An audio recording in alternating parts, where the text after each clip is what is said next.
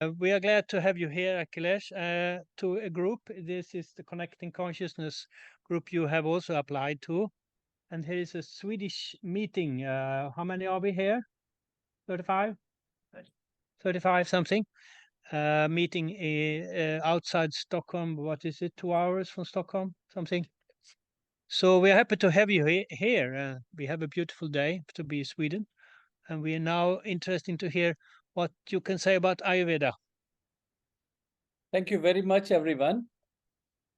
It's a matter of great privilege for me to be part of this August gathering, especially the organization. I'm grateful to all of you to spare your time on behalf of Connecting Consciousness, which is a beautiful name in itself, and it is self-explanatory that people who are having a different level of awareness towards the consciousness, and especially when it becomes a collective consciousness, we all know that we are all part and parcel of the same so-called universal consciousness. So the way we say in Sanskrit mythology also, we say Vasudhaiva Kutumbakam in Sanskrit, which means the whole universe is one family.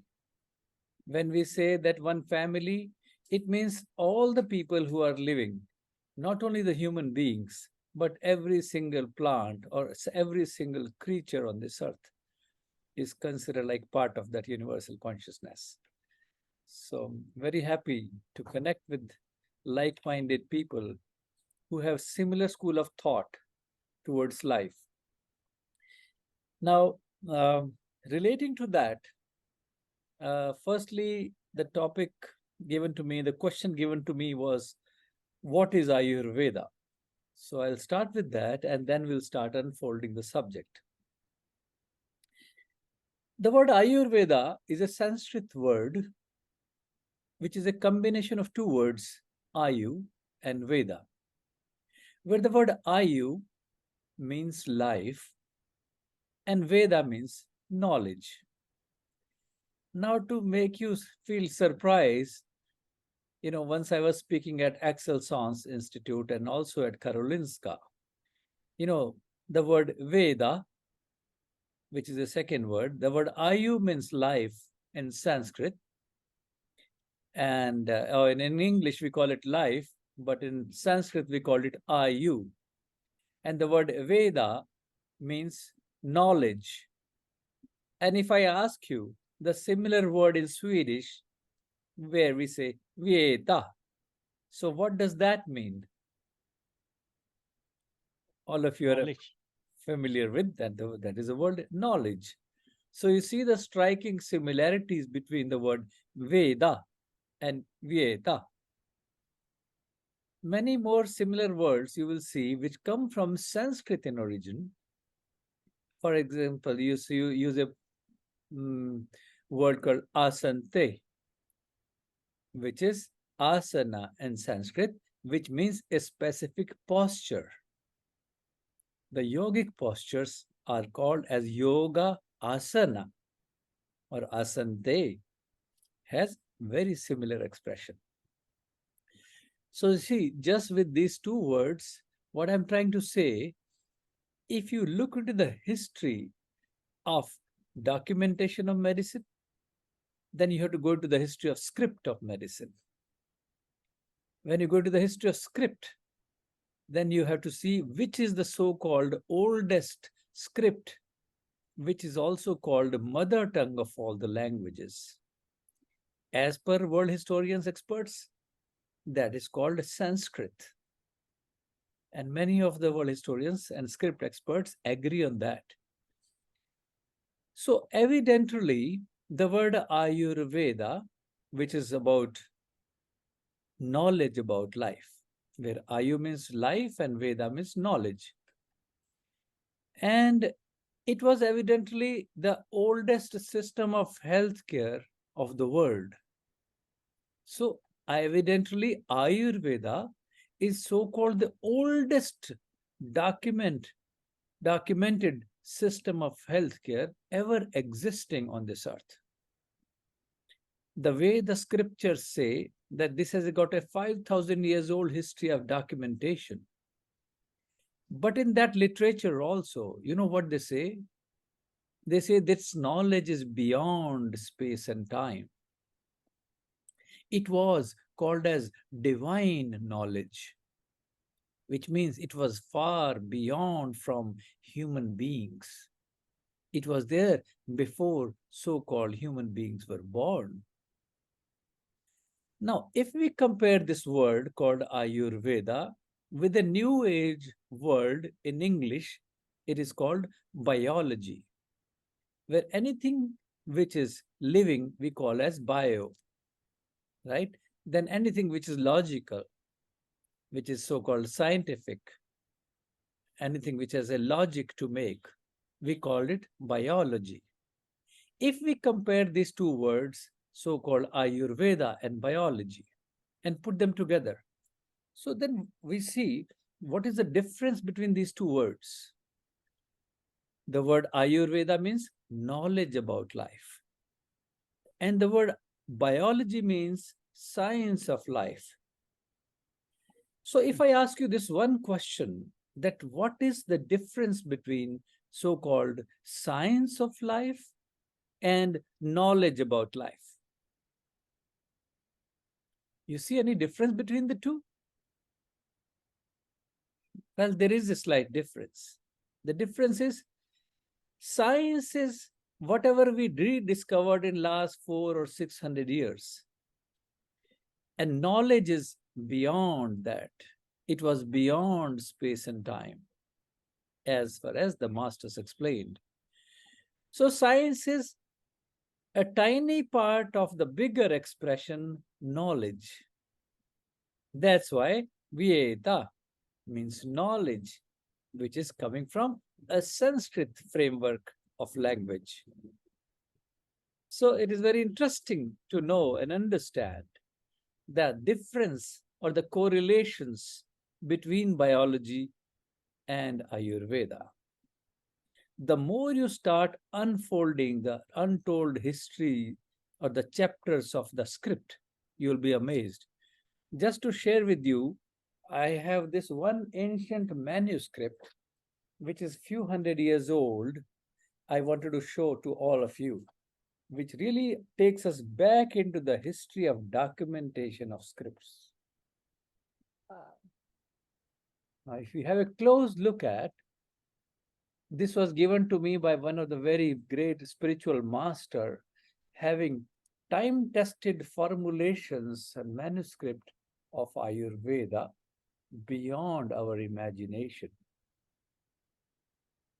Every single formulation you pick up from this book and use it even in today's world, it is so effective, it is so meaningful that we could really feel astonished that how those masters documented it way back when so-called modern day science was not even born. That's why we call Ayurveda as pure, it is eternal, it is beyond space and time. So, as I said, the literal meaning of the word Ayurveda means knowledge about life. And in that, you know, how do they say, how do they make it? They tell one example out of the history of medicine, which tells that way back, many thousands of years ago, there was a kind of a roundtable conference held somewhere in Himalayas. It was people like you, people who were thinkers of the society, who were so-called white-collared class of the society of that time. They were called rishis in Sanskrit, or you can call them as sages, or sadhus, or enlightened masters. They were the opinion framers of the society. They were visionaries of the society. They got together. So we call it this way, that there was a kind of a roundtable conference like this of those like-minded people who think about life, who think about consciousness. They got together and asked one very basic question to the Supreme Soul. This reference is coming from Vedas, which are the oldest literature on this earth, which means knowledge, which was beyond the boundaries of caste, creed, religion, and sex. It was nothing like Hindu religion or Indian religion or not, it was beyond the boundaries of that. As I said, if it was beyond space and time, then it was beyond the boundaries of the nations also. And that was the greatness of this entire knowledge, which had universal approach and universal application on every individual and every individual consciousness. So they said this roundtable conference held somewhere in Himalayas, where people from intellectual class of the society from all around the world got together. So it was not an Indian conference, it was a global conference where people got together and they asked one very basic question to the creator of the universe.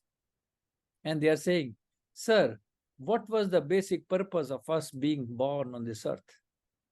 What is that we have to achieve? What is the ultimate goal? A common question which comes to every human mind, even today, right? When they ask this one very basic question to the Supreme Soul, the Creator of the universe, according to those books, we called him Brahma. The Brahma said, well, this is my creation, all of you are my subdivisions. You have to perform best of your karmas towards yourself, family, and society, and ultimately come back to me and achieve the state of enlightenment or moksha or liberation or salvation. Different languages call it differently. Somebody was like in Hinduism, if they call it, okay, salvation or moksha. In Christianity, we call it going to heaven. In Muslim religion also, they said, okay, going to Allah, which is going to ultimately go to back to God, back to Godhead, whatever. So more or less, all the religions or school of thoughts of spirituality had the similar expression that you have to perform best of your karmas or duties towards yourself, family, and society, and come back to me and achieve the state of liberation or salvation ultimately. When everybody understood that the ultimate purpose of their life is to achieve the ultimate goal of liberation, one fellow stood up, he rose his hand, he said, Sir, if that is the ultimate goal, can you please give us something to keep us physically, mentally, and spiritually pure and healthy so that we can achieve the goal of salvation comfortably? Creator of the universe said, well, in a tricky way, you have asked me a big favor. But now, since you have asked, let me impart this pure knowledge. This will act like an important tool in your life to make you physically, mentally, and spiritually stable, balanced within, so that you are able to achieve the ultimate goal of life comfortably. This is the unparalleled example out of entire history of medicine, which tells you why is the health needed and what is the ultimate role of health in our lives. If we say, I just want to be healthy, that is incomplete answer. Just because you want to look nice and beautiful and with six-pack muscles and charming face with no wrinkles, is that the only goal? No, that is a temporary goal, because the beautifulness, the happiness, they will also disappear one day and the body will die one day. So these were not permanent goals. The ultimate goal was something else, to achieve liberation.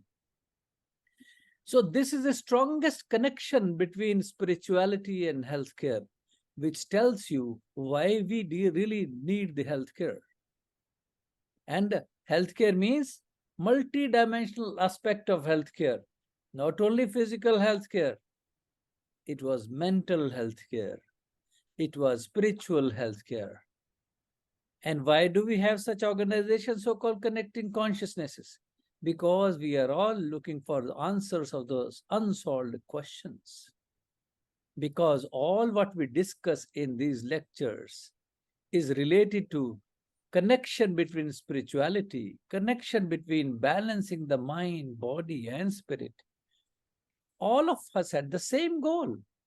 No matter which part of the world we are born, no matter which language we speak, but the language of the consciousness or genetic code of the consciousness is same, no matter which part of the world we are born. Right? So you see, so healthcare in Sanskrit what's called as swastha, which means stable within.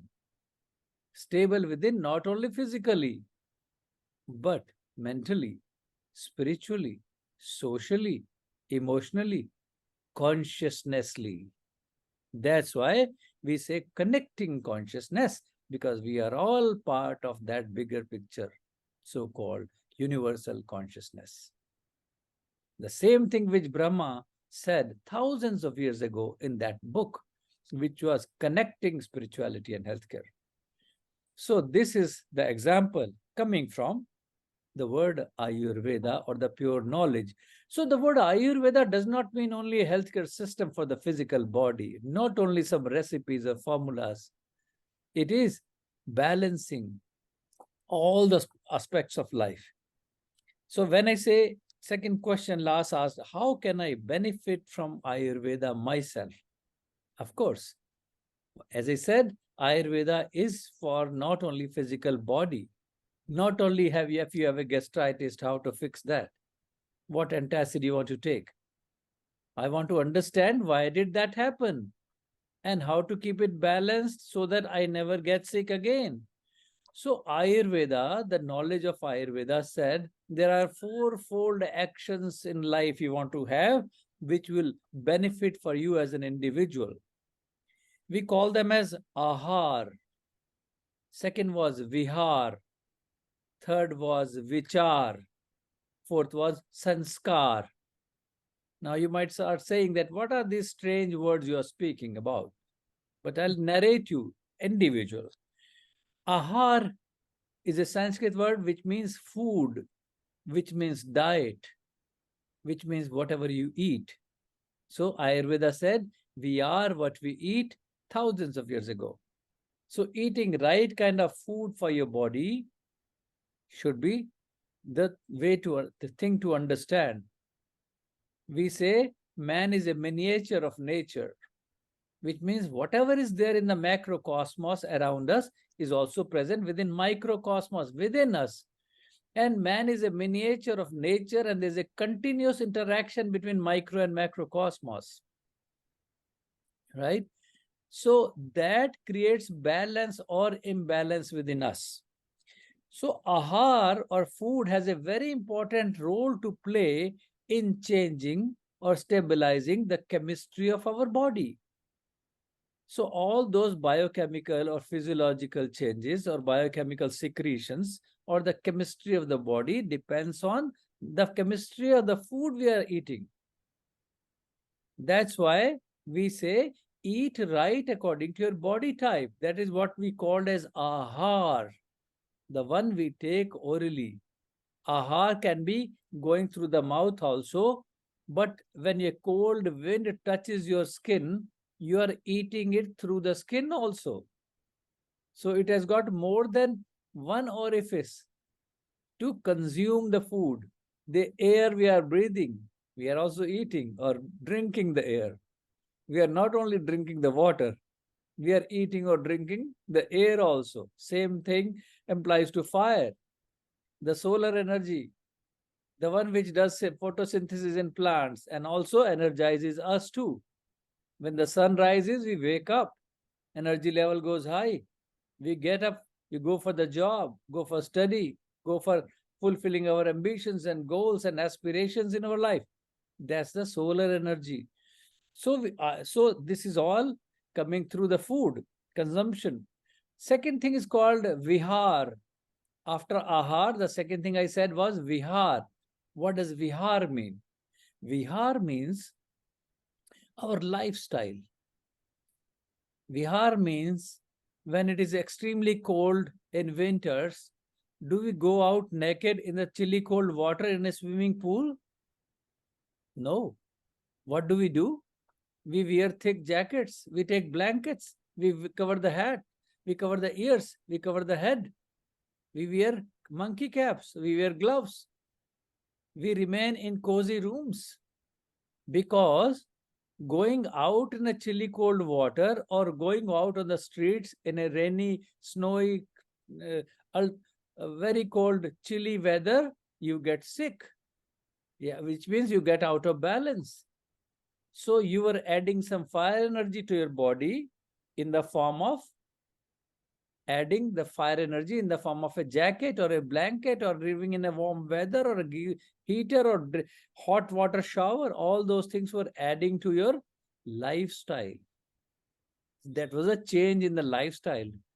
In the summers, we go out and enjoy the sun, get into our short clothes, but winters we wear them. That was part of our lifestyle. If we live imbalanced lifestyle, we get sick. Third thing was called vichar. Vichar means our thought process. How do we think? How do we behave? Our behavior is the reflection of how do we think. That means thinking right. Whatever we are doing, discussing through these platforms like connecting consciousness, what does it do? It cultivates our thought process. We think positive. We think creative. We think how to bring more and more reform in our bodies, in our minds, in our souls. We bring purity of consciousness that comes to right kind of thoughts. That's why right kind of thoughts will create right kind of emotions, right kind of attributes at psychological level also. So that's why vichar or thought process is also acts like a multivitamin for the soul. When we are sick physically, we go to the medical doctor and get some multivitamins. But what about the multivitamins for the soul? This is the expression from Ayurveda, right kind of thought process. But unfortunately, when we created so-called chemical medicine few hundred years ago, what did we do? We forget to realize, to understand, to incorporate that, look, your soul also has to be happy and healthy and stable. You need multivitamin for the soul from time to time. Why do we have such conferences? To get that multivitamin for the soul through these conferences. Modern medicine, the pharmacology book might say, oh, you know, that pill was not mentioned in my book of pharmacology in the medical school I studied, because we made that mistake when we forgot about thinking about consciousness, thinking about spirituality, thinking about right kind of thought process, which really affects our biological clocks, biological secretions, biochemical secretions in the body. That's why today modern medicine says when you are very stressed, what happens? What releases more in your body? When you are more stressed, you have more chances of spreading the cancer. When you are more stressed, you are more secreting hydrochloric acid in the stomach and you get gastritis, right? So mental framework of mind is going to affect your physical body and vice versa. Like tools like yoga, tools like meditation. Few years ago, many of the people used to say, oh, doing meditation means closing your eyes and sitting like an idiot for half an hour, like a posture, doesn't make any sense to me. And today we are saying, oh my God, the same idiotic posture, it really works. When you start going deep within, when you do yoga nidra, do some yoga postures and meditate within, it really helps to calm down the mind and affects the body. Now what I'm trying to say is, In modern medicine, the mistake we made, we said whatever we can test in the test tube, only that is so-called science, because it is evidence-based. But what about evidences which you feel at your consciousness level when you do certain practices of yoga, of meditation, of strange sounds, or mantras, or prayers? Right? No matter you believe in any religion or not, I'm not saying to confine you to any school of thought of religion or anything. Suppose you don't know any, if I'm chanting some Sanskrit mantra, like I'm saying, Shama tori bansuri नेक बजाओ Shama.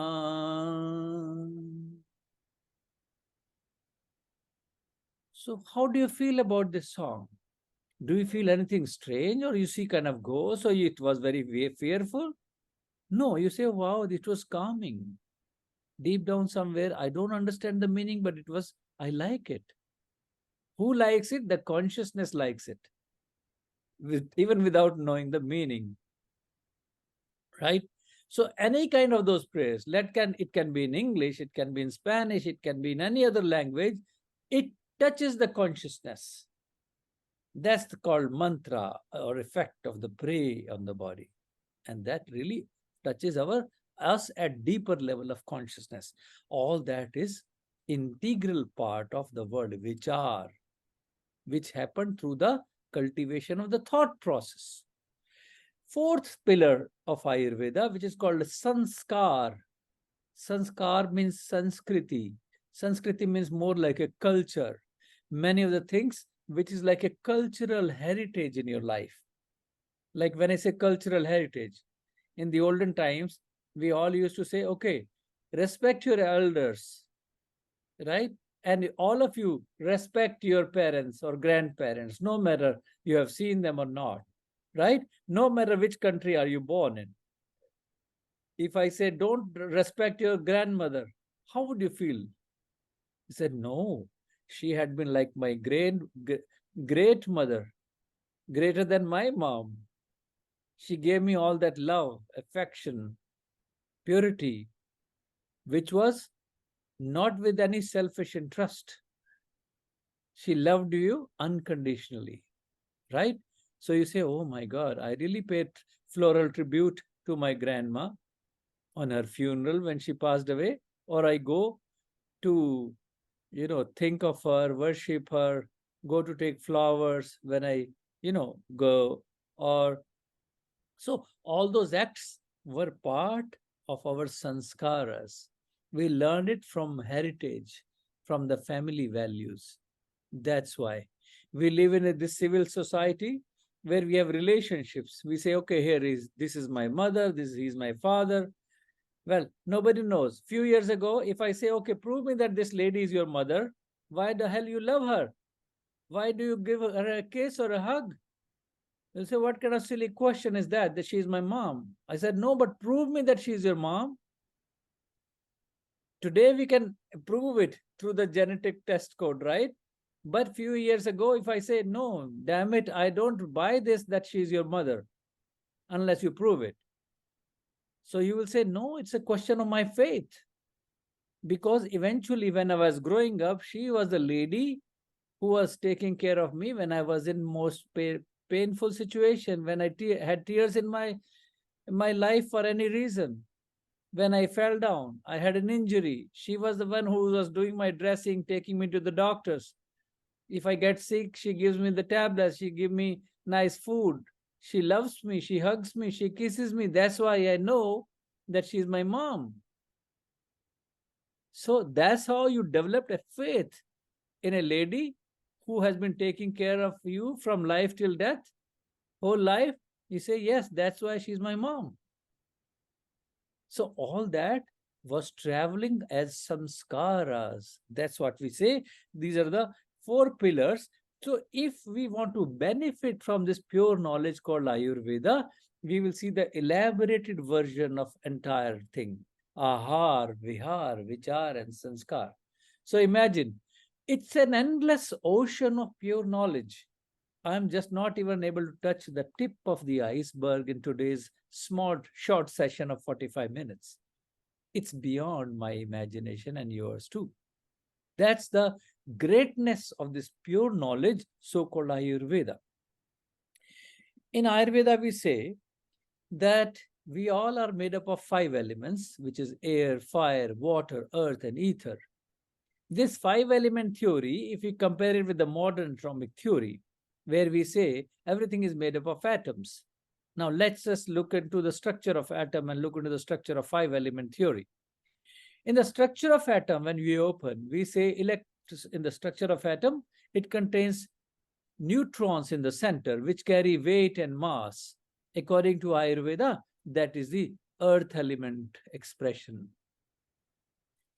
Then we say electron is a charged particle, that energy or inertia, right, in the electron is the expression of which element? Fire element. I would like to have the answer from the audience. Right? Sorry. So no, let's make it to open house. I mean, I'm totally okay with it. If you raise your hand and if you want to say something, please go ahead. So then we say that electron is continuously moving in the orbit of the atom. That movement is because of which element? Is the Air, they say. air element, right? We say in Sanskrit, da vagati gandhanyo, which means the one which moves is the air.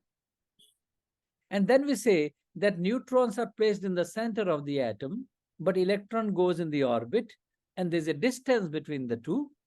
According to Ayurveda, that is the space element, the ether, in which all of us exist. This is the fourth element. Now, the fifth element is the moisture or humidity content of an atom. Is nothing but, what is that element? Water, they say. Water element. Right? So I'm trying to say here, are we not talking about the same thing with different expression? Like today, a few hundred years ago, we started calling it as modern atomic theory, but this was expressed in a different language thousands of years ago, calling it as five element theory. So we are talking about the same thing in a different expression. So it's like you're saying that is your school of thought and this is mine, but actually our goal is same, but we are fighting for stupid reasons. It's like two Nobel laureates sitting in the same room. Suppose one speaks Sanskrit and other speaks Swedish, and they are not able to communicate with each other, but they are talking about the same thing and fighting about the same thing. So it's like there's a water in the glass. I have a glass here and it contains water. I say, well, this contains pani. I say pani in Hindi. You say, no, no, no, damn it, this is called water. And a Spanish gentleman says, no, this is agua. So we start fighting with each other. But actually speaking, we are all talking about the same thing. Right? It's that simple.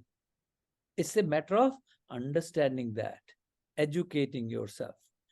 So the greatness and the beauty of Ayurveda is it develops a special kind of insight within you where you start correlating about your perspective of the body and how the five element theory builds up the structure in the body and how the physiological expressions manifest in the physical body and how to keep that balance. There's a further theory in the whole system. So when we look into, we say Ayurveda says air and ether, these five elements, we say these five elements are present within all of us from the basic principle of Ayurveda. They combine in a particular permutation and combination to make three vital forces in the body. We call them as doshas or the basic humors or the physiological expressions in the system of so-called human body. Right? First one is called, first physiological force or basic humor of the body is called Vata. V-A-T-A.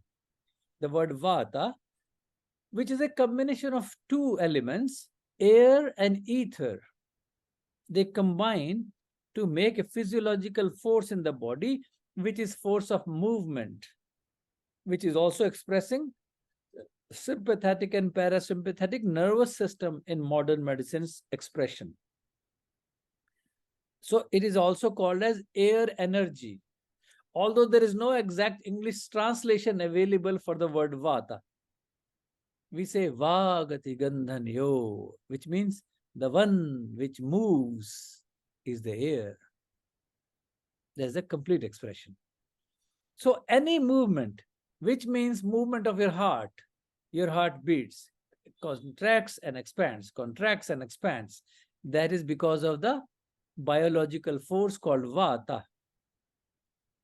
Yeah, your lungs expand and contract, Vata energy. You are able to think, Vata energy. You are able to walk, Vata energy. You are able to talk, Vata energy. So all that thinking, all that balances also produce constriction, movement, blood flow, circulation of the blood. Vata is the driving force. Right? That's the first so-called sympathetic and parasympathetic nervous system. So if Vata goes out of balance, then you have diseases like nervous system related problems, Alzheimer's, multiple sclerosis, anxiety, depression, insomnia. Many of all those nervous system related disorders would be called as Vata disorders, and the huge nomenclature mentioned in Ayurveda in the ancient books. Just you will be surprised to know the kind of book I showed you, all these things have been mentioned. And we say, oh my God, we thought we just rediscovered a few hundred years ago. But all the symptomology of the disease and the nomenclature was mentioned in those books. That is the greatness of this pure knowledge. It was there before. Like it is like Newton's laws were there even before Mr. Newton was born. Right? So that means what I'm saying is, it is the science was always there before so-called modern day scientists were born. Force of gravity was existing before. That's why apples were falling from the tree even before Mr. Newton called it as a gravitational force. So what did we do? We just reinterpreted. And then we said, okay, let us, as a mark of respect to our dear colleague, friend, Mr. Newton, let's call Mr. Isaac Newton with due respect. We say, let's, as a mark of tribute, let us call them as Newton's laws. Right? But they were actually nature's laws. They were always there. But we said, okay, let us create so-called intellectual property right, and let me call it Newton's laws. It could be any of you also who could say, okay, my interpretation, my laws. Now, second vital force in the body is called Pitta. Pitta is also considered as fire energy.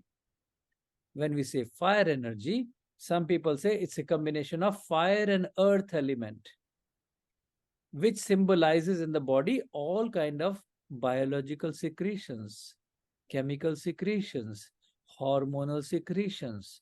Let it be hydrochloric acid in the stomach, or salivary amylase on the tongue, or secretion coming from the pituitary gland, or coming from the ovaries, or from the testicles, the estrogens, progesterones, the bile juice. All this is symbolizing Pitta energy. Pitta energy was the source of transformation. The digestion happens in the body, right? The digestive enzymes, we call them. They transform the food into a particular way. And that brings force of metabolism. So force of metabolism was Pitta energy, the fire energy we call it, broadly speaking. We don't have exact expression about the Pitta but just to make it understandable, we call it fire energy in English language. But in English, certain expressions we are missing. So language itself is not complete. But just to make it understandable, we said, okay, let's call it fire energy, right? So if your pitta also goes out of balance, then you have certain disease processes happening in the body. Like, for instance, if you have a high cholesterol, which means digestive disorder, happened because of the pitta imbalance. If you have a hypertension, it's pitta imbalance. If you have psoriasis, it's pitta imbalance.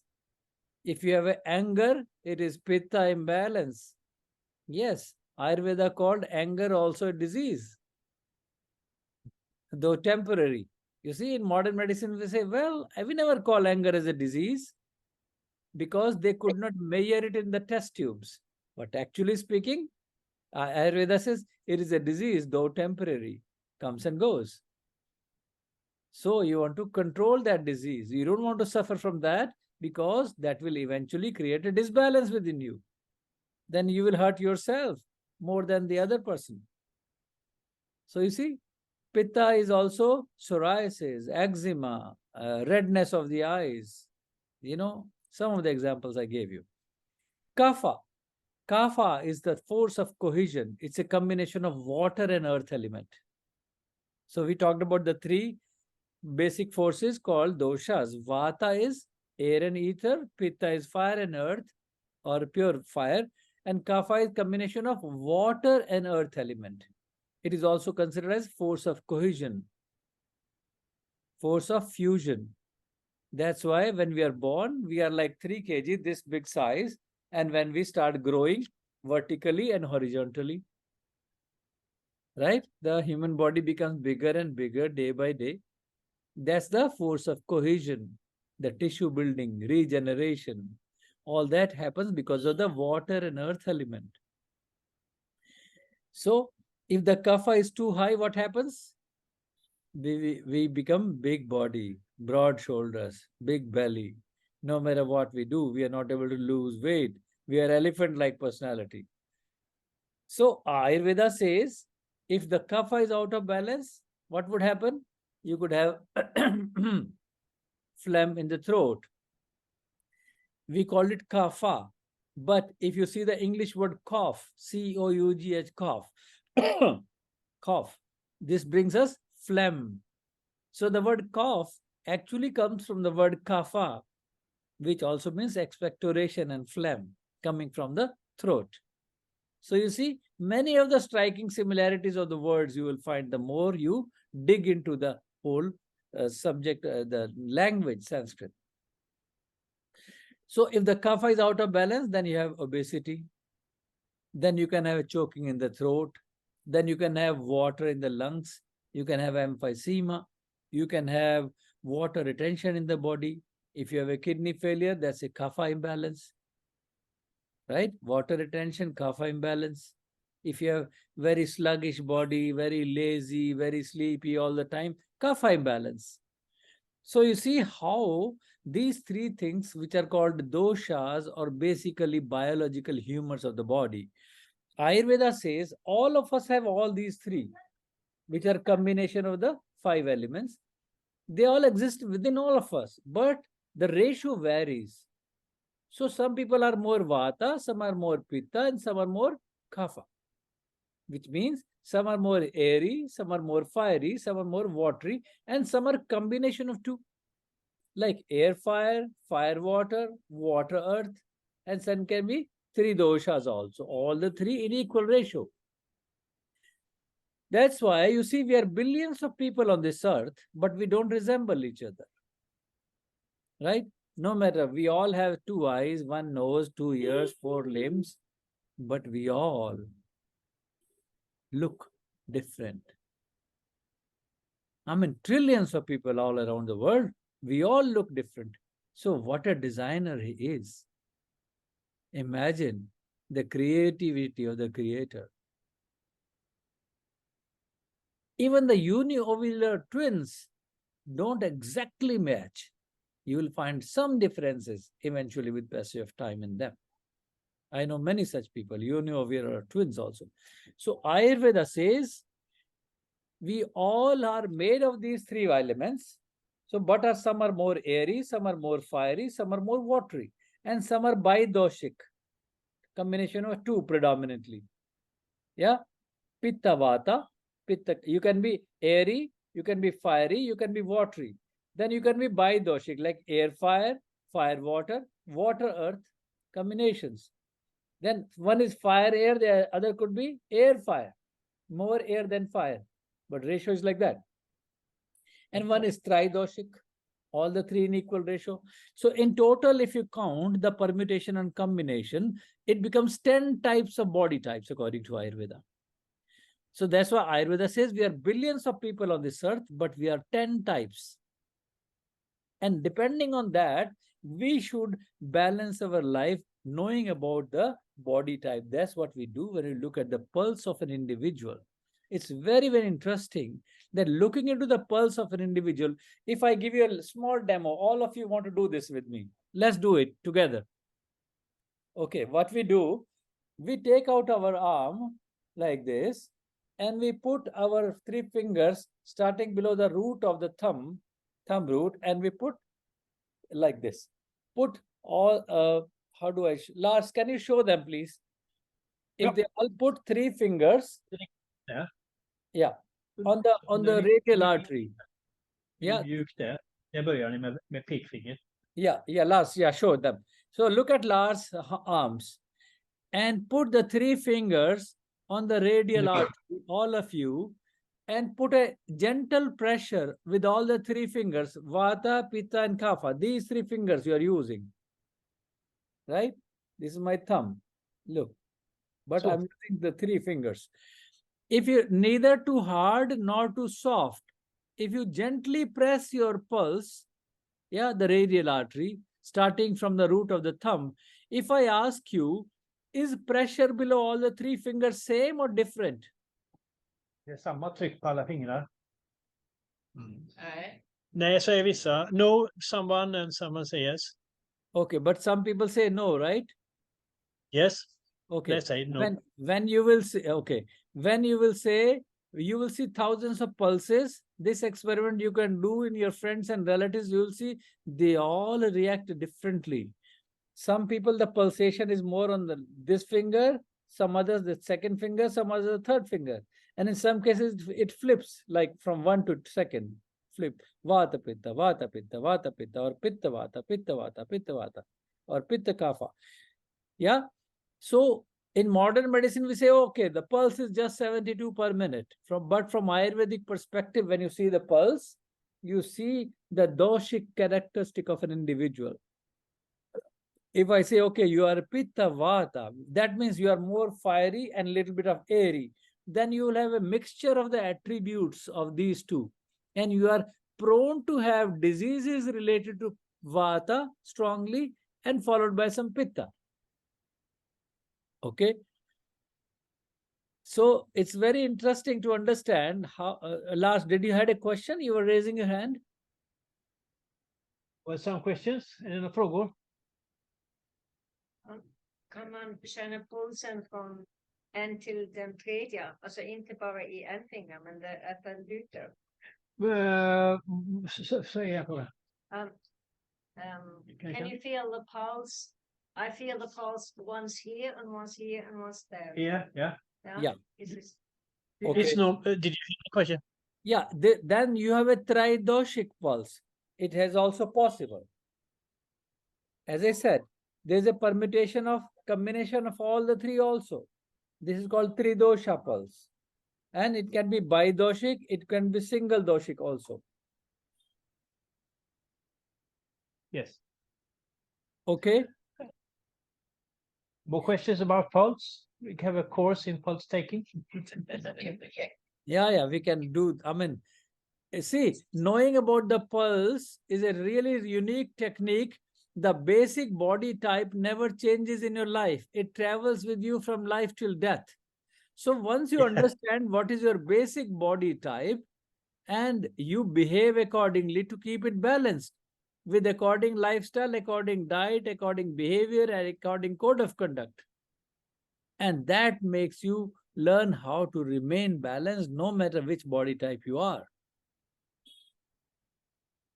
Akhilesh, Yeah. We have a question here about this from Lilian. Ask for the fingers. Are there specific doshas?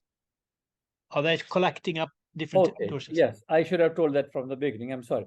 See, this little finger, the index finger, is considered for measuring vata. The middle finger is for pitta, which is fire. The third one is for kapha, water. So air energy, fire energy, and water energy. Vata, pitta, kapha. Okay. So if your pressure when you put the three fingers. Ja. Så vad är frågan? Vad sa du, Lilian? Så när man Ja. Vata, Först. pitta, kapha. Ja, precis. So she asks if a whole life you don't see me or you see me. Yeah, it's Yeah, you okay. do. Yeah. But she asked if it shows Vata, Pitta, Kapha in that order. So Yes. yeah. The first finger, the order is like this. This is for Vata, this is Pitta, this is Kapha. So when you do your own assessment also like this, yeah. Can you see my hand? But now it's wrong. No, I'm just for the sake of Okay. I'm showing. Yeah. Right. Sorry. So otherwise we go like this. But from here you cannot see my fingers. Okay. Yeah. Right. So Sorry. So understanding the doshic type is a lifetime information. That is what we do when we do individuals consultations.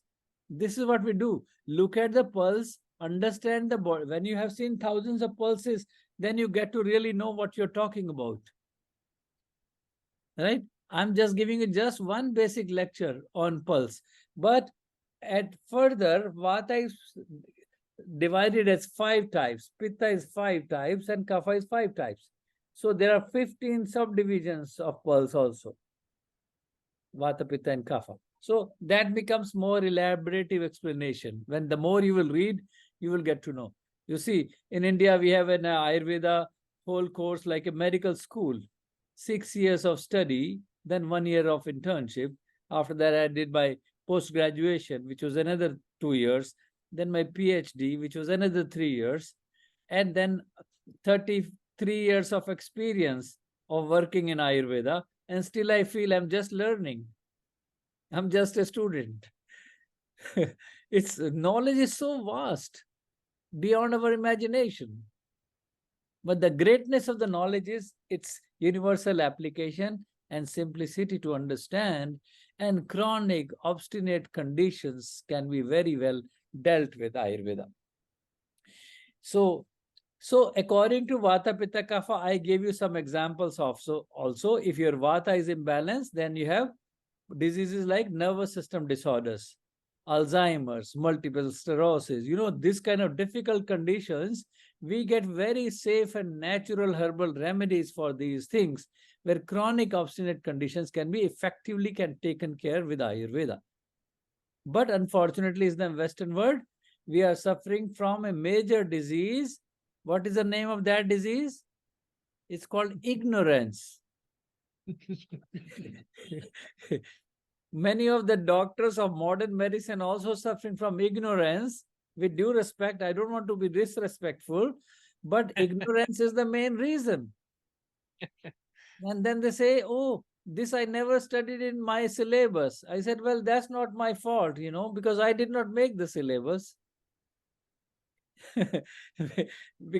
But whatever is now has been understood, should that not be the part of the medical curriculum in the medical school? Yes, it should be. Now, when you will go further, you will see that Ayurveda's main objective was not only making it like a business model and working on the sickness. It was not more of a sickness model. It was preventive healthcare model. And the prime goal of Ayurveda was, remember, what was the prime goal? To achieve salvation. So for salvation, you want stability. Stability of mind, body, and spirit in a package deal altogether forever. So for that, Ayurveda says main goal of Ayurveda was swasthasya swasthya rakshanam, which means how to keep a healthy person healthy so that he continues to remain healthy. That was the main goal. Second goal of Ayurveda was aturasya vikara prashamanam cha, which in Sanskrit, this is the shloka, which means if at all you get sick because of your wrong food, wrong diet, wrong lifestyle, wrong code of conduct, wrong seasonal code of conduct, wrong ethical or moral code of conduct. Yeah, if you get out of balance physically, mentally, or spiritually, how to bring you back to normal again. That was the secondary goal of Ayurveda. So, in a way, we are saying, come to me when you're healthy so that I can teach you how to continue to remain healthy. That was the main goal of Ayurveda. And the secondary was, but still, if you did some mistakes and you did a serious crime against your body, abusing your body, and then you got sick, then how to bring you back to normal again, that was the other goal of Ayurveda. But it was not primary goal, okay, come to me when you're sick and then I'll give you a pill to fix you. No, this is why the hell you waited for getting sick. Just the way we want to keep the pollution away from the society, what do? We Swedes also, we are very environmental friendly. We'll say, okay, instead of driving a car, let me go by bicycle to my office. It's so close by, right? In Sweden, Finland, one thing I like the most, people are very environmental friendly and they are aware. So why to create pollution so that you get lung cancer? Why not to make it not to happen? That's the main thing. That's why the ecological system, the environmental issues, all these things would be covered under Ayurveda's natural principles. The more you will follow, you'll say, oh my God, this is so. It is not only, Ayurveda is not only a system of medicine. Ayurveda means art of being. That's the expression. Art of being what? Art of being right. Art of being balanced. Art of being balanced physically. Art of being balanced mentally. And art of being balanced spiritually. So why did we make the organization like Connecting Consciousness? Because all of us want to balance us at consciousness level. And the more you will understand the basic principles of Ayurveda, you will say, oh my God, this makes so much of sense to my consciousness. Right? That's the greatness of the entire subject, which goes beyond the boundaries of my and your imagination. That's the greatness of the pure science called Ayurveda. And that's why we call it as a divine knowledge. And in Ayurveda, the scriptures also say that blessed are those who get exposed to the pure knowledge called Ayurveda, not that everybody will have access to it. You know why? Because it also comes into your life because your karmas, your past life karmas, they say like that. So in the blessed are those who get to know the pure knowledge of Ayurveda in the form of a doctor, in the form of a healer, in the form of a patient too. Not that everybody will have access to it, because those who didn't have the access to it, they were very unfortunate. So what I'm saying here is, all of us sitting here who are interacting on this subject, it's a divine knowledge. It was a knowledge about the consciousness for how to bring a purity of body, mind, and spirit together. And first understand the basic principles and its application. And it has a universal application, no matter which part of the world we are born. That's the greatness of this pure knowledge. So, and Ayurveda, as I said, is the world's oldest healthcare system, which is time-tested, in which the masters, the holy men, the wise men have researched for thousands of years and then put it together. So knowledge has already been tried and tested. It has to be just re-implemented and re-understood. Because in the Western medicine, they say, oh, because we do not know your language, so we didn't understand what you're saying. But now, thanks to this technology, IT also, thanks to entire new age technology, which we should use for good, for transferring to the knowledge in the global scenario to everybody, because everybody understands the genetic code of consciousness and it touches the heart and soul about the whole subject. That's why for me, Ayurveda is like a mission, it's like a passion. It's not only that, oh, hey, I'm the doctor, come to me to take the medicine. I say, no, let me teach you how you can treat yourself also at home. You need to understand the kitchen pharmacology. You need to understand that you have a pharmacy at home, which you forgot about. You forgot about the kitchen culture. You forgot about the grandmother's recipe. I asked once a question to the doctor in a Harvard Medical School. I said, sir, are you the dean of the medical school? He said, what a kind of silly question. Of course, I am the dean. I'm the organizer of your event. I said, thank you very much, sir, for reminding me that. I said, but you tell me one thing. Did you ever had a grandmother in your life? He was a little furious. He said, that's again another silly question. Everybody has a grandmother in his life. Then I said, sir, very politely, respectfully, you know what I would say? Do you ever remember the time spent with your grandma and she used to give you some kitchen remedies from the kitchen for some basic common cough, cold, and things like that? He said, of course. I said, do you think those things used to work? He said, yes, they do. I had sweet memories of that time. I said, so now you are the dean of the best medical school of the world. Is it not our duty to understand and revitalize that thought and give the real tribute to our grandma who knew all that by cultural heritage? Where all that heritage has gone?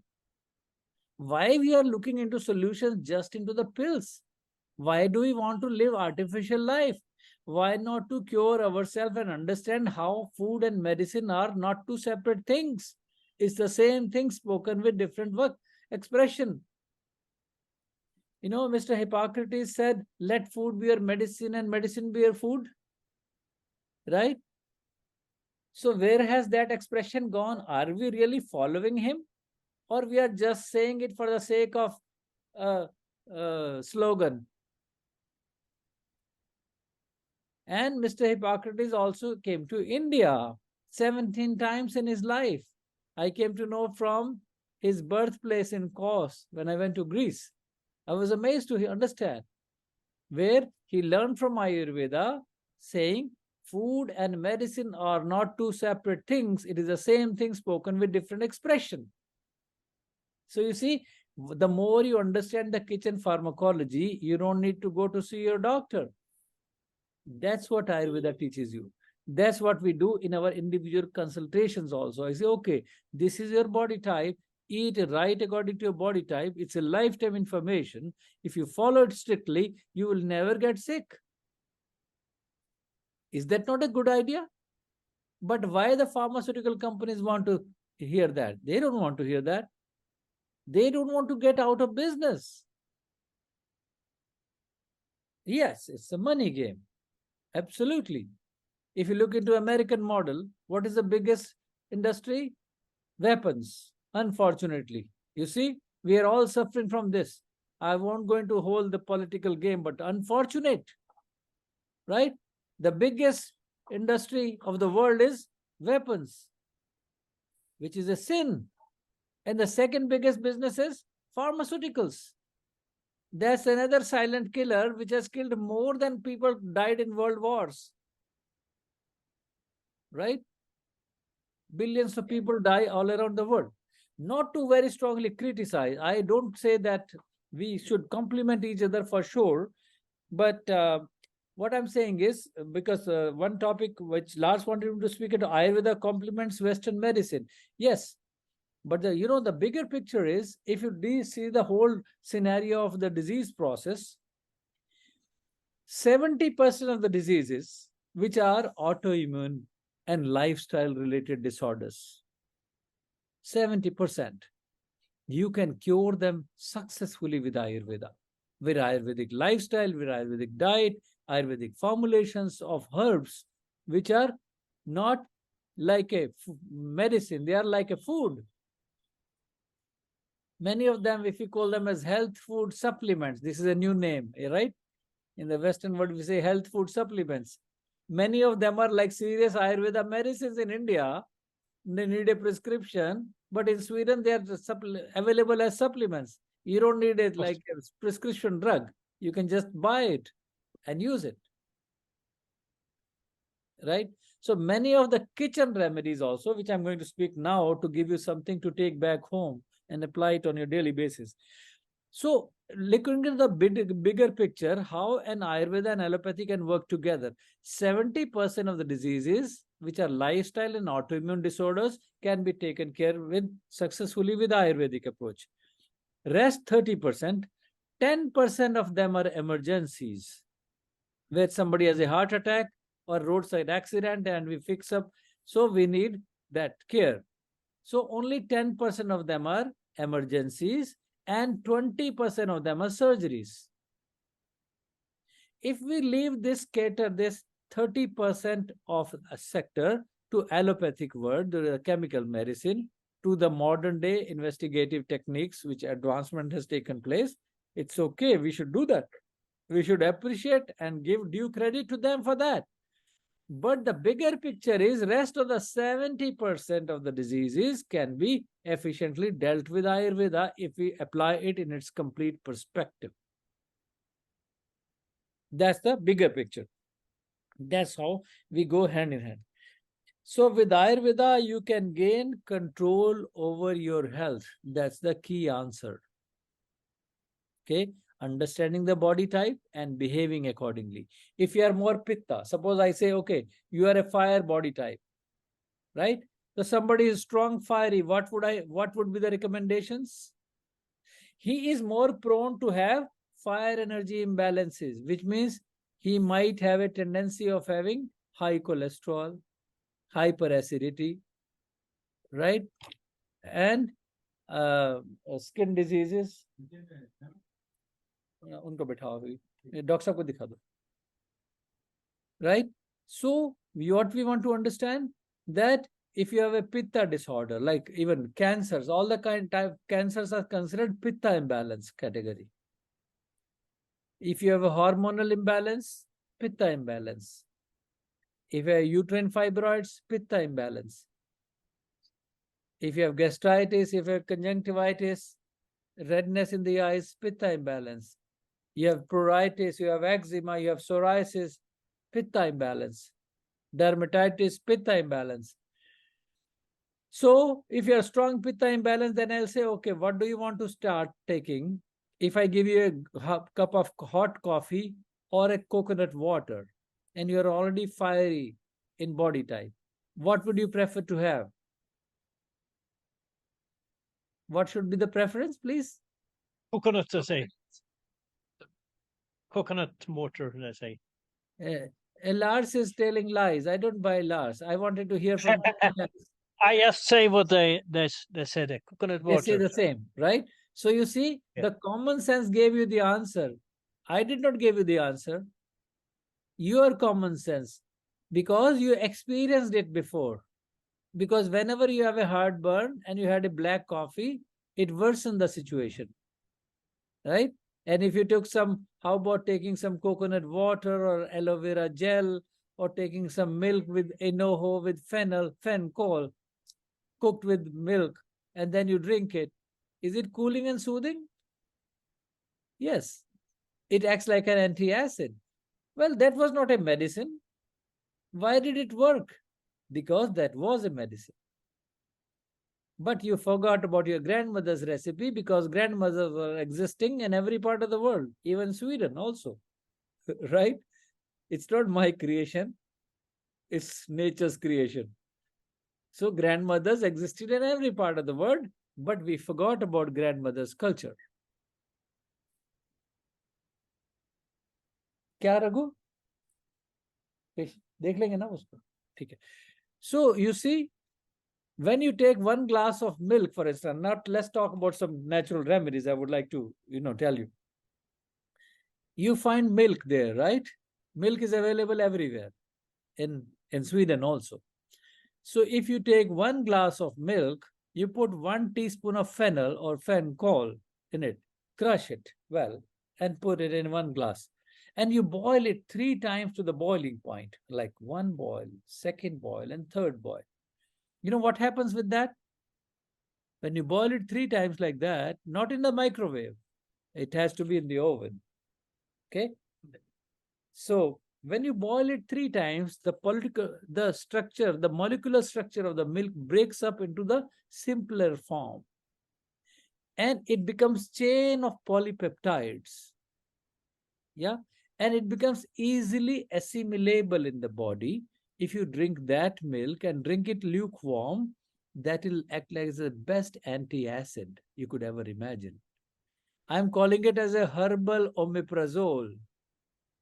So it's a herbal anti-acid which you can prepare at home.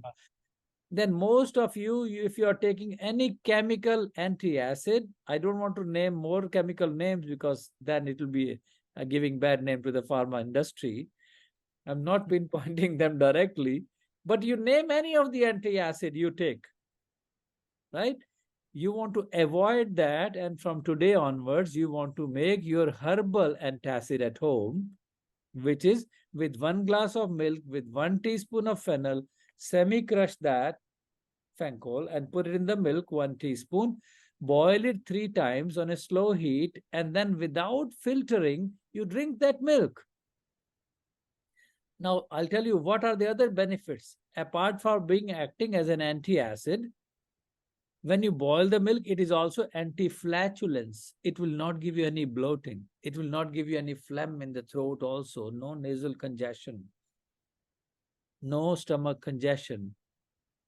You drink it, it will assimilate better in the body. It is a best mental, it tranquils the mind also. Milk takes away your mental fatigue. If you're not sleeping well, try this. Drink it at bedtime and see how you start sleeping like a baby. Then you don't need to take sleeping pills. Okay? Another thing, when you're drinking. Excuse me, Sharma. We have a question here. Okay, please, Two go ahead. quick questions. Yes, sir. Please go ahead. She asked about what type of milk is it? Okay, it's cow's whole milk, the one you find regularly. Regular milk is okay. When you boil it 3 times, even if it is given with steroid injections, which we talk about many times, that will nullify, neutralize the effect. Boiling it like this 3 times and drinking the cow's whole milk, no fat free. Remember, the cow's whole milk never increases your bad cholesterol. It's a big misconception. It is the best immunomodulator.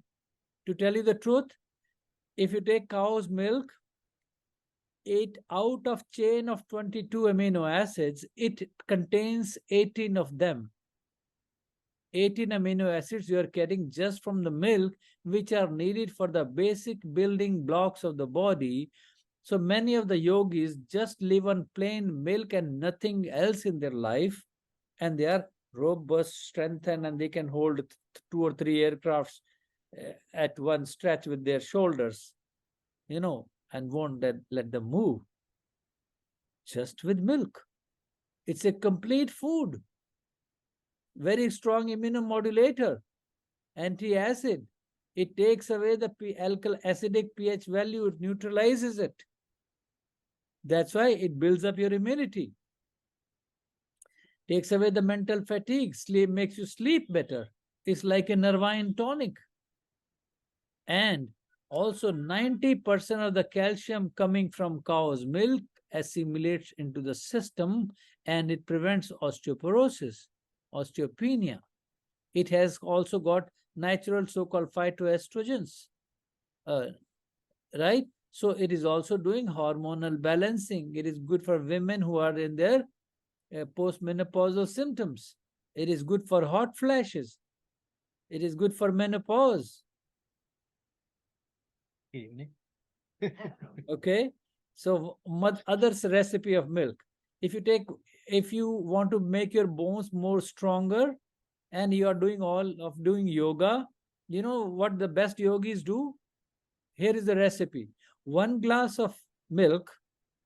How do you call milk in Swedish, Lars? Yeah. Mjölk. Milk. Yeah, milk. Okay.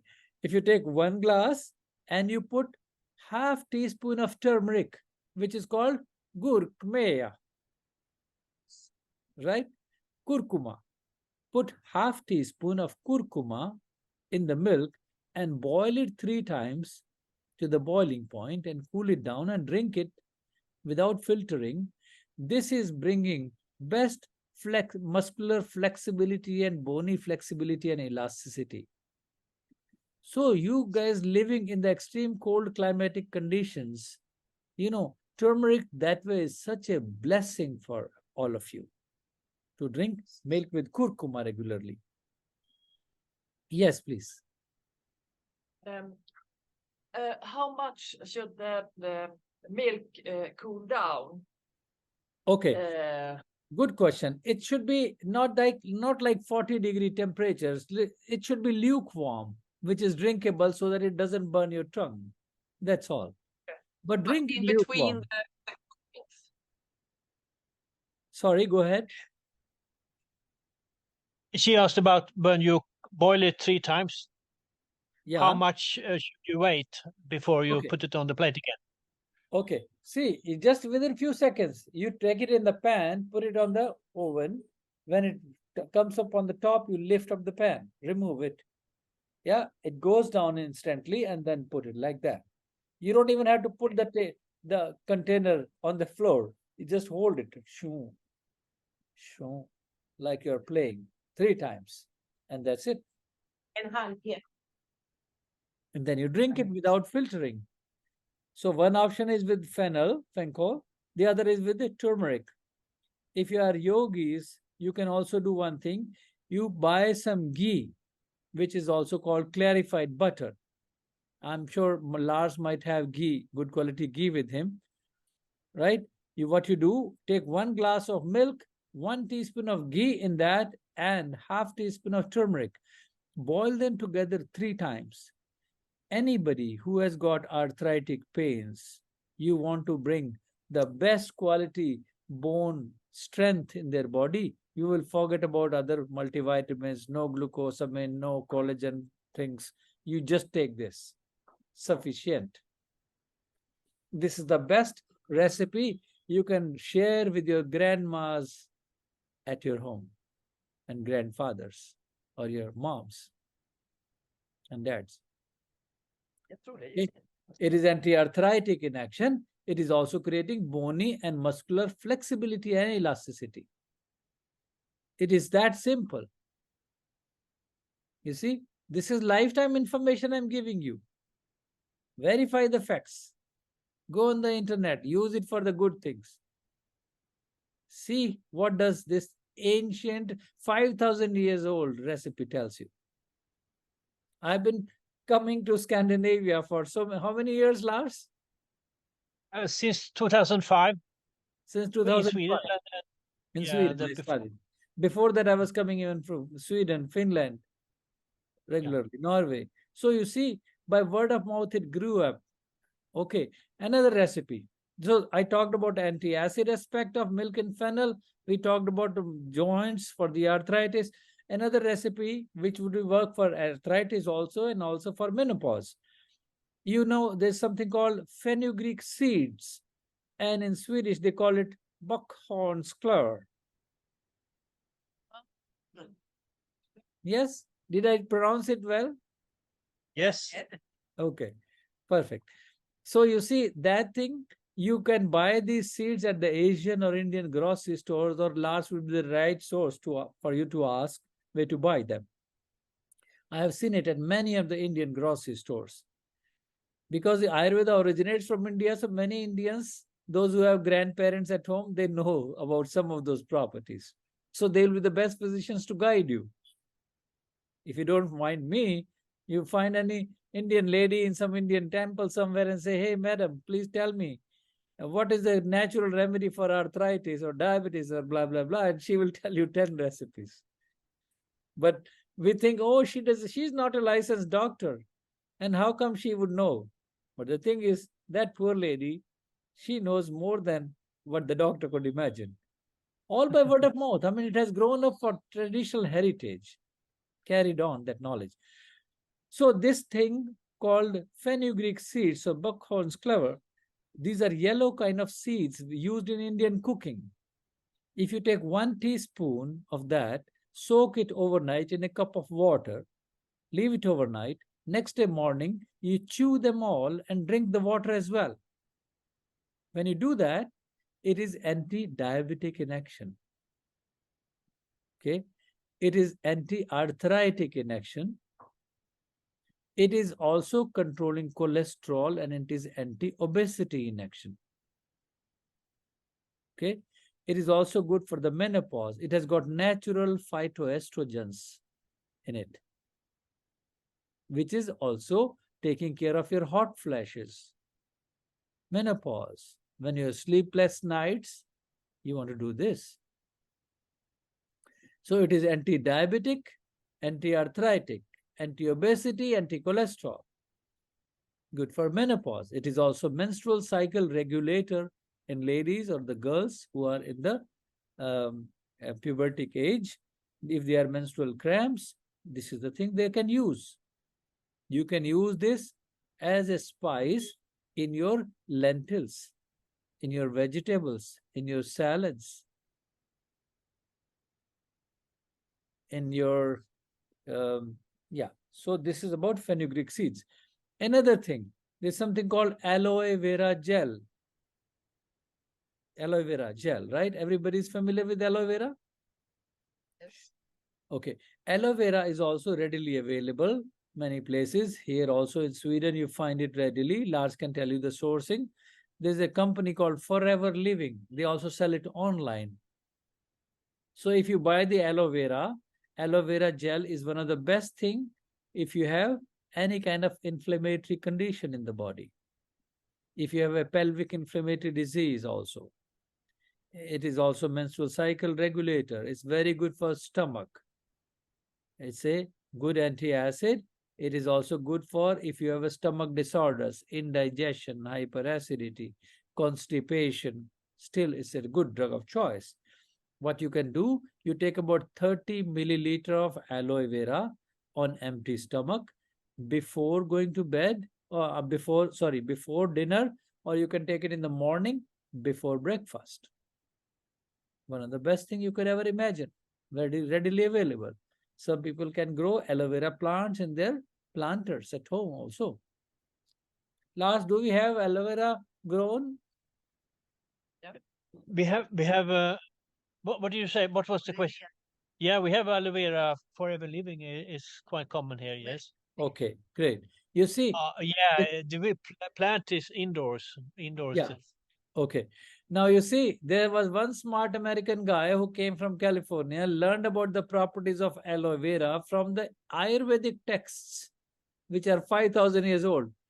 And smart guy converted into a business, and now he sells to 156 countries. And the properties of aloe vera, you know, the name in Sanskrit is aloe vera is called Kumari, Kumari. And you know what is Kumari? Kumari means a girl who is 16 years old and wants to continue to remain 16 and doesn't want to grow anymore. So, exaggeratedly, in our Ayurvedic text, they say, if the girl doesn't have a good beauty, she doesn't have a good wealth, she doesn't have a good reproductive power, she doesn't have a husband or a boyfriend or a partner, she doesn't have any of them, but she only has aloe vera. What will happen? All these things will bow down and say, chase her, which means she will get good health, good wealth, good husband, good reproductive power, everything, good beauty also.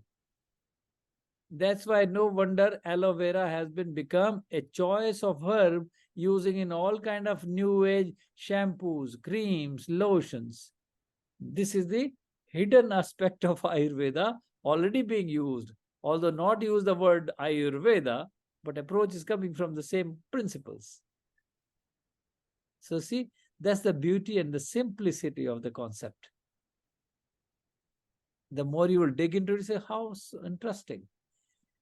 They also say that it's like a divine plant because it is more like a feminine plant. It is preferably meant for the feminine health, and it had a special blessings from Lord Shiva's wife. That's why it was called as Kumari.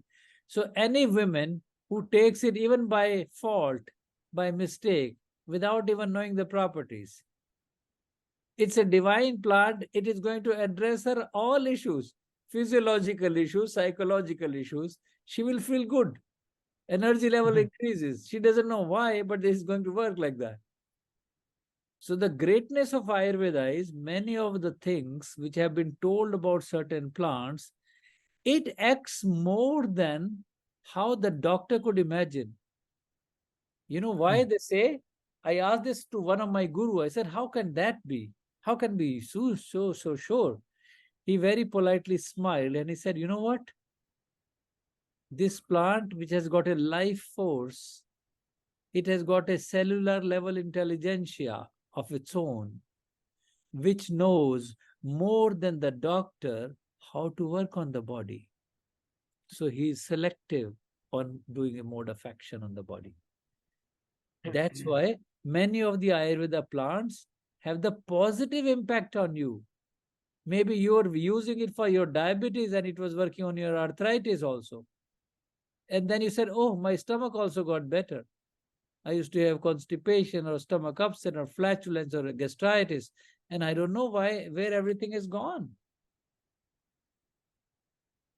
So the greatness of this pure knowledge and its application is its simplicity. That's the greatness of Ayurveda.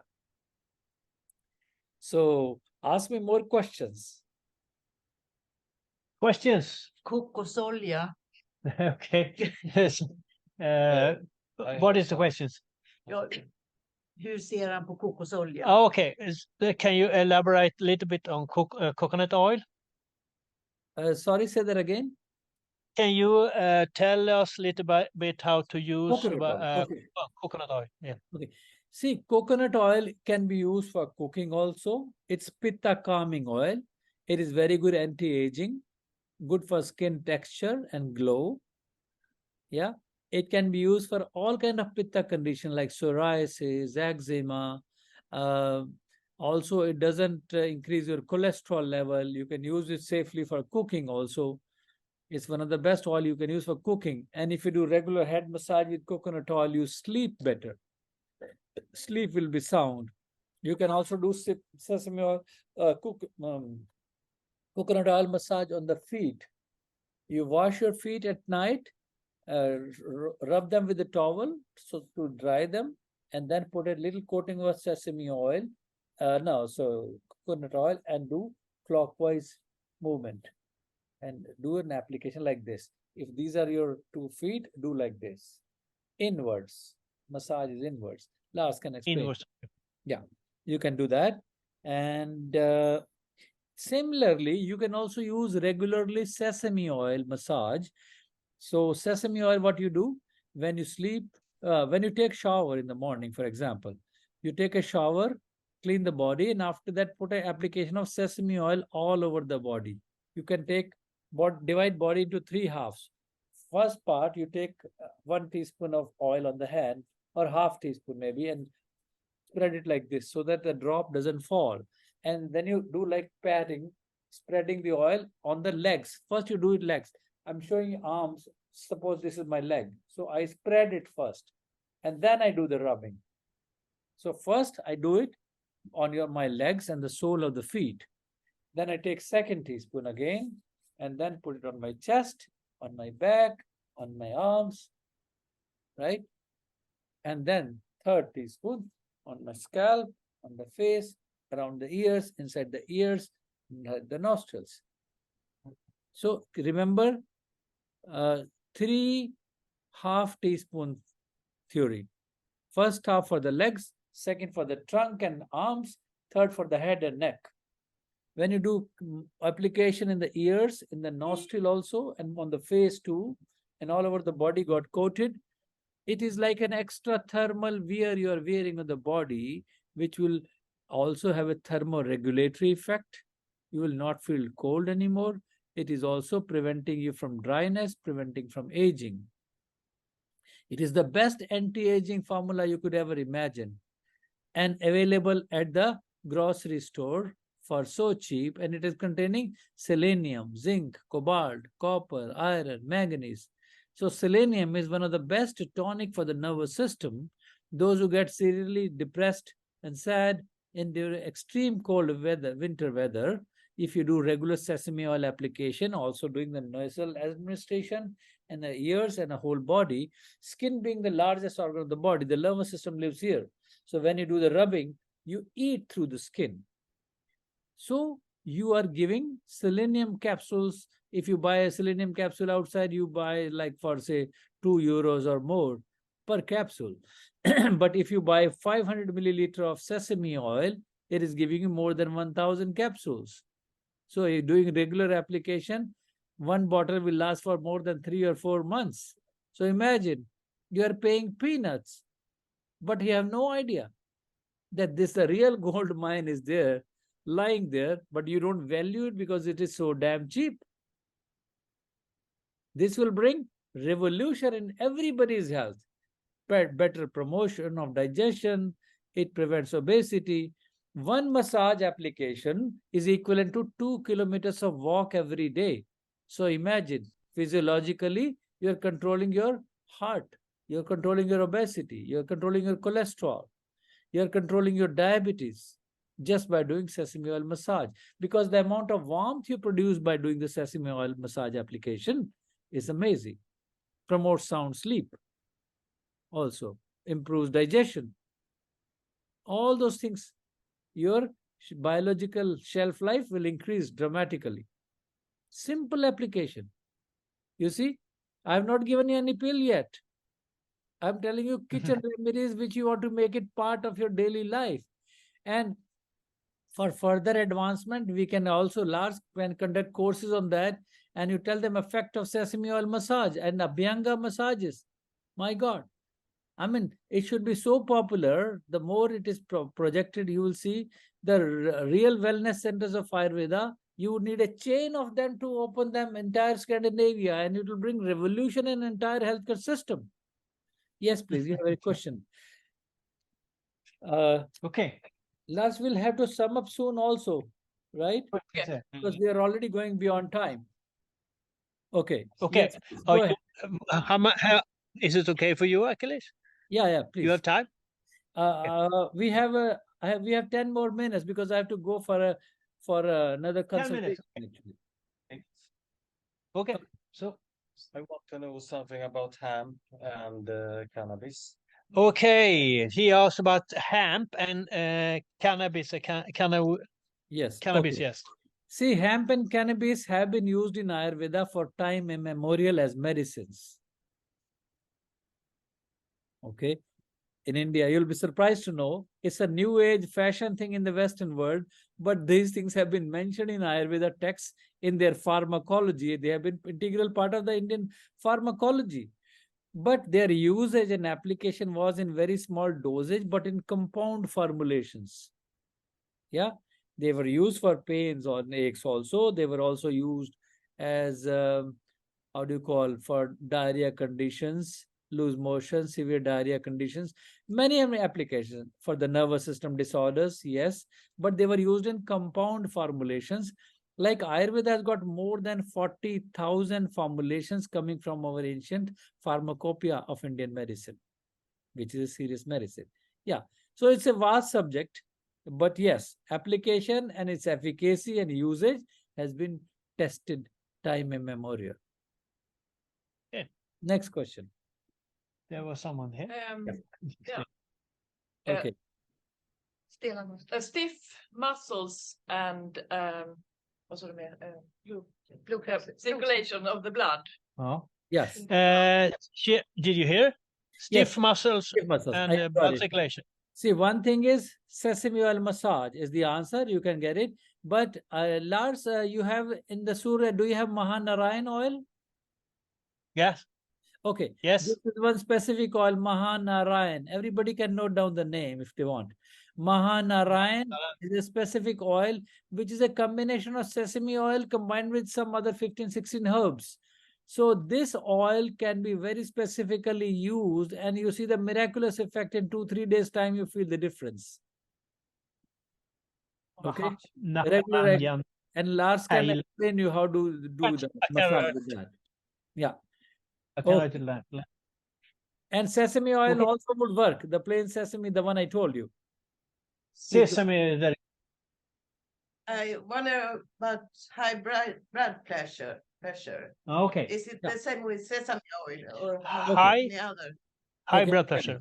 No, for high blood pressure, although both the oils are safe, but coconut is preferred because a little bit more cooling in effect. But for the high blood pressure in Ayurveda, we have some specific thing to use. There is a tree called Arjun. So we have the bark of Arjun tree, which is called Terminalia arjuna is the botanical name. You can read about it on the internet also. It's a revolutionary thing which can re-elasticize the coronary artery and also control the blood pressure, where you don't need to take any chemical medicine, just be on that. Would be very good. And do regular pranayam, anulom vilom, Lars you can teach, and some of the meditation will also control your blood pressure. Try to make some changes in your food habits. Deep fried, spicy, oily, excess salt you want to avoid. And Lars, do you have Arjun for the blood pressure? Oh, you do have. Okay, here. You see, the medicine is right here. This one plant can bring revolution in entire cardiology medicine, I tell you. 2 questions. Okay. Headache also then. Headache. Okay. Headache. Lars, there's one oil. One is Brahmari Pranayam. You can explain them doing this. Yeah, okay. Look at me. You can take a picture or see the video later. You can do like this. Take a picture on it.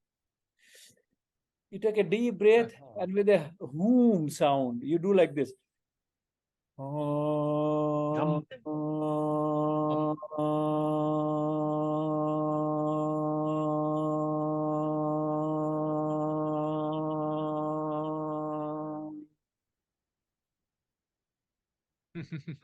It was like a sound of a honey bee.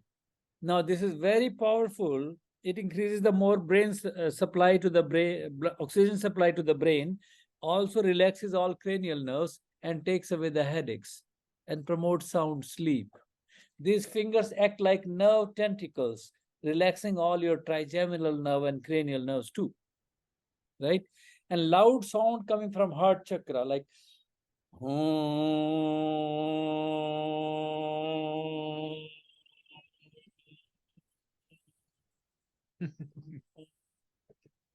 Okay. That's one thing. This is good for the thyroid. This is good for the migraine headaches, promote sound sleep. It's called Brahmari Pranayam or bumblebee position. Yeah, honey bee posture. Lars can teach you. Okay, this is one thing. Yoga has so much to offer. And the other thing, he can also, one thing more, the Anutel, she can use Anutel, nasal drops. Yeah, I was thinking, do you have? Yeah, the Nasya oil. You can give them Nasya oil, Lars. Okay, next question, please. We have to take that. And for the headache, another thing is fresh ginger. You crush it, put it like a paste on the forehead and see the effect in 10 minutes. Okay. Ingefära. Och så smörjer på. Ja, färsk, men det går också med. It's a question here about skin. You say you have redness. Dess förändringar på huden. Aha, skin pigmentation. Hyperpigmentation of the skin. Hyperpigmentation, yeah. Okay, that's like we had to see it very on a closer angle because that's a little bit more technical. But to Yeah. be on the safer side, what you can do, tell her to use amla as a powder or a capsule form. If you have amla, Mm. 1 teaspoon Um, twice a day she can take, and she can apply the neem oil on the body. Yeah, Neemolja och Six- amla invärtes. yeah. Amla är 6 good. things she can It's apply. like Yeah. krusbär. One more question, or Okay. Yes. Last question, please. what was Please go ahead. Tell oxygen me. into the body? Sorry? How you increase the oxygen into the blood? Okay. In- One thing is doing pranayama, alternate nostril breathing, like a deep breathe in and breathe out, and alternate. It's called alternate nostril breathing or pranayama. Any good yoga teacher can teach you that. You know, you go to some good yoga teacher, and there are many of them. You know, Lars can tell you more. Yes. Then Okay. otherwise, so Was pranayama would be the best way, and also oxygen supply increases through the sesame oil massage as well. this Neolja? It is all documented. Okay. Uh, And for the advanced yeah, units, you can tell about the individual consultations for the complicated diseases. Last you can announce, and then I have to Yeah. go actually. So you can, okay. those who have any complicated cases, you can contact me through Lars, and Yes. you can announce We- that. And we had to go. Yes, we can also leave you now. So we are very, very grateful. Or Any questions? Thank you so much. Very sorry. I am I'm- passionate about the subject. I would have loved to continue more, but the problem is I have time constraint and some patients are waiting online. Yeah, you we're looking forward to see you here and also hear you on private consultation. But And we I'm leave you. grateful to the Connecting Consciousness organization. I would like to take Ayurveda on their platform everywhere possible, because this will be really good for their health. Because if these people we revitalize, we will be able to, they'll be true ambassadors of ours to revitalize and bring reform in the society at consciousness level. Thank you very much. Thank you, We Lars. leave you there. Pleasure. And my name is Dr. Akhilesh Sharma. Again, I can, and hope to see Akhilesh. you guys in Sweden someday when Lars organizes something. We'll get to see each other Yeah, in November we will see you here. in November. In November. Okay. So you bye then. Okay. Bye bye.